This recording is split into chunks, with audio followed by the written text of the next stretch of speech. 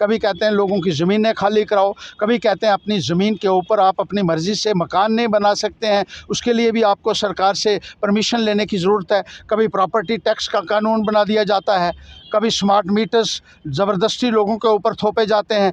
Toll tax की इतनी agitations के बावजूद भी ये सरकार के कानों तक जूं नहीं रेंग रही है। सबको आवाज़ उठानी पड़ेगी। हर्षदेव जैसे और नेता कहाँ हैं जो सिर्फ जम्मू की आवाज़ बुलंद कर रहे हैं? चाहे वो अपोजिशन भी इतनी स्ट्रांग नज़र नहीं आ रही, हर्षदेव सिर्फ 370 की बात नहीं करता, हर्षदेव तमाम उन मुद्दों की बात करता है जिससे जम्मू सफ़र कर रहा है। देखिए, ये हर एक की जिम्मेदारी बनती है, लेकिन हर एक इंसान जो है उससे आप उम्मीद भी नहीं कर सकते हैं कि वो बोलेगा। सबको अपनी अपनी जो है लिमिटेशंस हैं, लेकिन मेरी कोई बंदिश नहीं है। हमारे साथ हर्षदेव सिंह हैं। आज प्रेस क्लब में जो है वो ऑल पार्टी मीटिंग भी रखी गई, कई मुद्दों पर बातचीत भी हुई। हर्षदेव जी से थोड़ी बातचीत करने का प्रयास करेंगे। बुलाते थे मगर आज आप लोगों ने इनिशिएटिव ले दिया है। हाँ। इसे आप किस तरह से देखते हैं? क्योंकि बेहद देखिए, बहुत अच्छा है, सारे ही इनिशिएटिव लें, वो भी लें, हम भी लें, ताकि इस तानाशाही हुकूमत से निजात मिल सके जिसने लोगों को दबाया हुआ है, जो रोज़ाना नए नए तजर्बे कर रहे हैं, रोज़ाना रात को कानून बनाते हैं और सुबह लागू कर देते हैं। कभी कहते हैं लोगों की ज़मीनें खाली कराओ, कभी कहते हैं अपनी ज़मीन के ऊपर आप अपनी मर्ज़ी से मकान नहीं बना सकते हैं, उसके लिए भी आपको सरकार से परमिशन लेने की ज़रूरत है। कभी प्रॉपर्टी टैक्स का कानून बना दिया जाता है, कभी स्मार्ट मीटर्स ज़बरदस्ती लोगों के ऊपर थोपे जाते हैं। टोल टैक्स की इतनी एजिटेशंस के बावजूद भी ये सरकार के कानों तक जूं नहीं रेंग रही है। सबको आवाज़ उठानी पड़ेगी। जो भी पॉलिटिकल पार्टीज़ हैं, सोशल ऑर्गेनाइजेशंस हैं, अगर आप चाहते हैं कि लोगों के अधिकारों की रक्षा हो सके तो सबको आवाज़ उठानी होगी और कॉमन मुद्दों के ऊपर जहाँ जहाँ कंसेंसस बन सकता है वहाँ मिलजुल कर आवाज़ उठाइए, ताकि इस तानाशाही सरकार को आने वाले वक्त में चलता क्या आपको लगता है आप फारूक अब्दुल्ला और महबूबा मुफ्ती हार चुकी हैं और इसके बाद आप लोगों ने ऐसा इनिशिएटिव जम्मू के लिए लिया है? क्योंकि यहाँ हार जीत का, देखिए, यहाँ हार जीत का कोई सवाल नहीं है। यहाँ सब लोग अपने अपने तौर पर आवाज़ बुलंद करें, हम तो ये कह रहे हैं, ताकि लोग जो हैं वो सही मायने में एम्पावर हो सकें। लोगों की एम्पावरमेंट जो है वो हमारी प्रायोरिटी है। तो कहती है कि हमने लोगों को एम्पावर किया।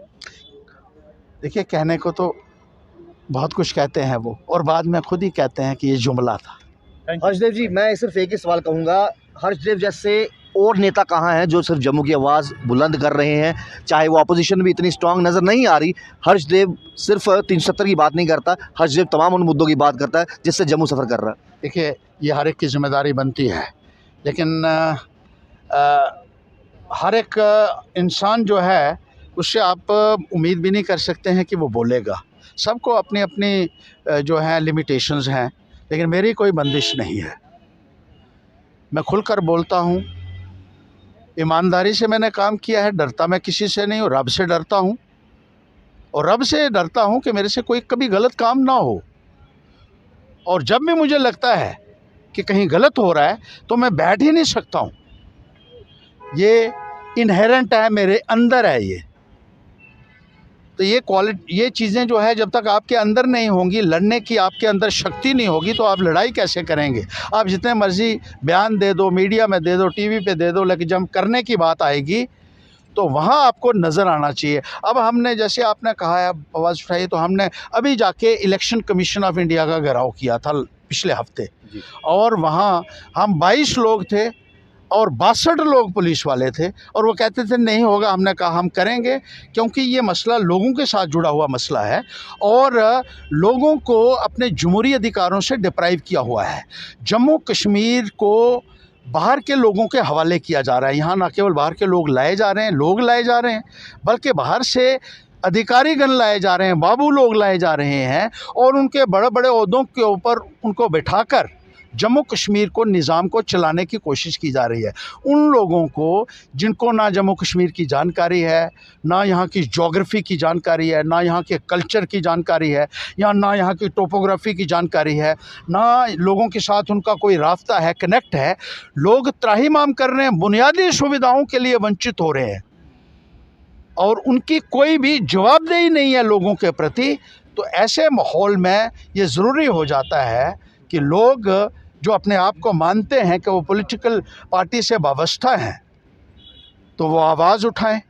और मैं समझता हूँ कि जो ऐसे माहौल में भी शांत रहता है, ऐसे माहौल में भी बोलता नहीं, आवाज़ बुलंद नहीं करता है, उसको ये सफ़ेद कुर्ता पजामा पहनने का कोई अधिकार नहीं।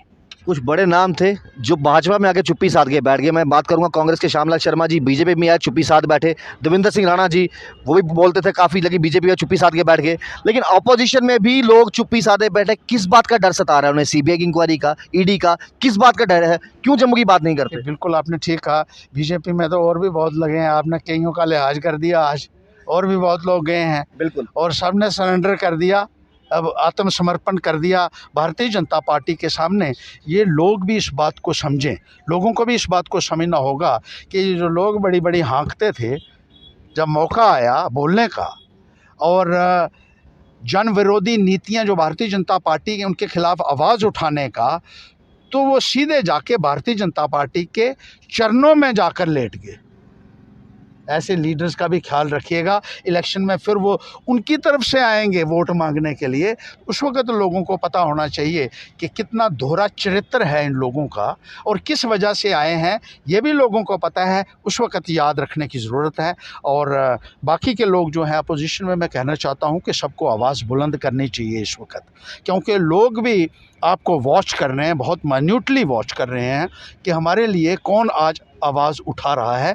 और आने वाले वक्त में लोग आज इतने दुखी हैं कि आने वाले वक्त में जब मौका आएगा तो वो ज़रूर इस बात का भी ध्यान रखेंगे कि कौन सा आदमी है जिसने छलांग लगा दी थी और भारतीय जनता पार्टी के आगे लेट गया था, और कौन आज भी खड़ा है जो उनके लिए खड़े होकर उनके हक के लिए, उनके अधिकारों के लिए लड़ाई लड़ रहा है इस तानाशाह सरकार। बहुत बहुत शुक्रिया हर्षदेव जी। तो हमारे साथ हर्षदेव जी थे जो बातचीत कर रहे थे साफ तौर पर कि 370 को लेकर बड़ी बार बातें होती आल पार्टी मीटिंग को लेकर, लेकिन हर्षदेव जी ने ये साफ तौर पे कहा कि बड़े बड़े ऐसे नेता थे जो कि बड़ी बड़ी बातें हाँका करते थे पब्लिक के हित में, लेकिन जब सच में आवाज़ उठाने की बारी आई तो वो भाजपा के खेमे में जाकर जो है चुप्पी साध कर बैठ गए, तब उनसे कुछ बोलने नहीं हुआ।